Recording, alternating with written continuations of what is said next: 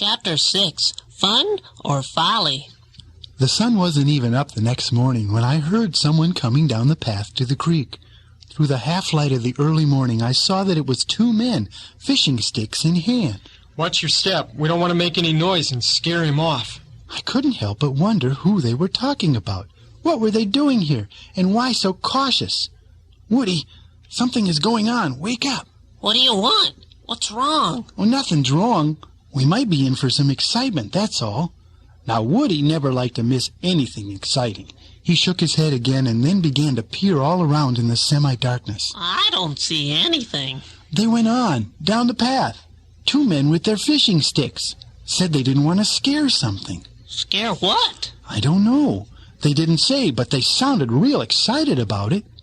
Woody poked his head all the way out of his shell and started looking around. Shall we wake the other fellas? I thought about it for a while.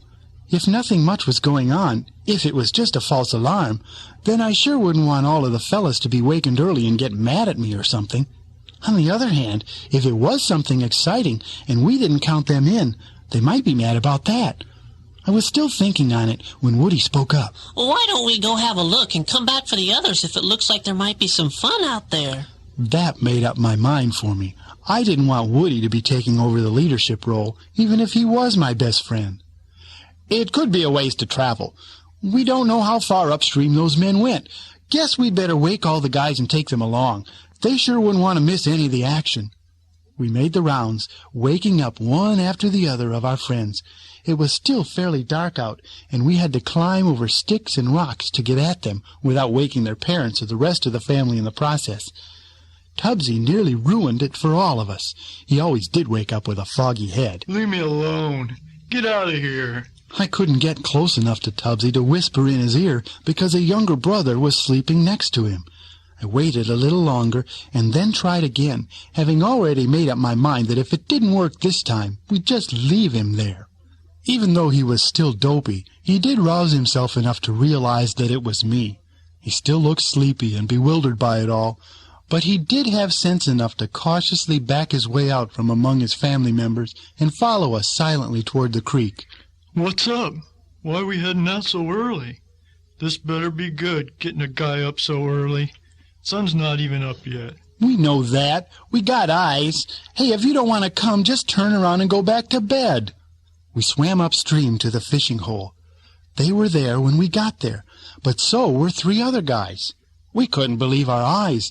Guess the two men didn't either, because they acted a bit surprised to see someone else already there ahead of them. Hi, Joe. Al.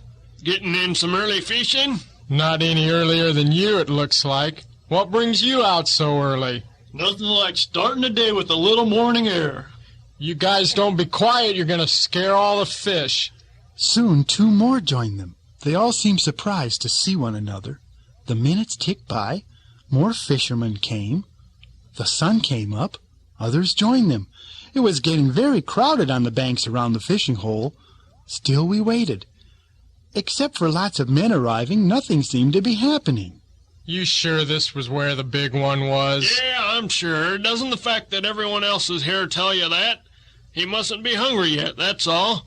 You have to be patient when you're fishing for a big one. So that was it.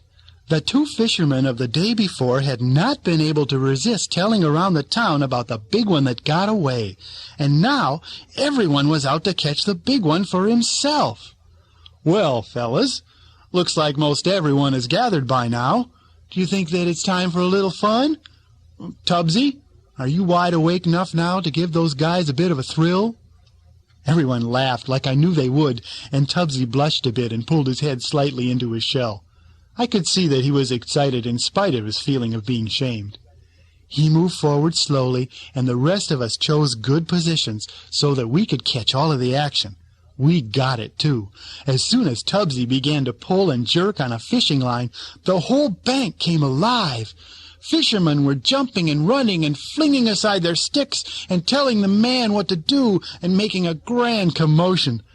The line went slack again, and they all oh'd and ah. We held our sides and laughed.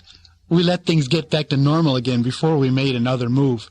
It was getting tougher and tougher because the men up top were helping one another tug on the fishing sticks. I was afraid that they were going to pull us right out of the water. We finally ended up by going down by twos and threes, and eventually we all went down together. It was harder to all grab the line at the same time and pull in unison, but it was the only way that we could give it a real good jerk. We had to space out the jerking on the lines. We didn't want the men to get suspicious. The sun climbed high in the sky and then began to dip.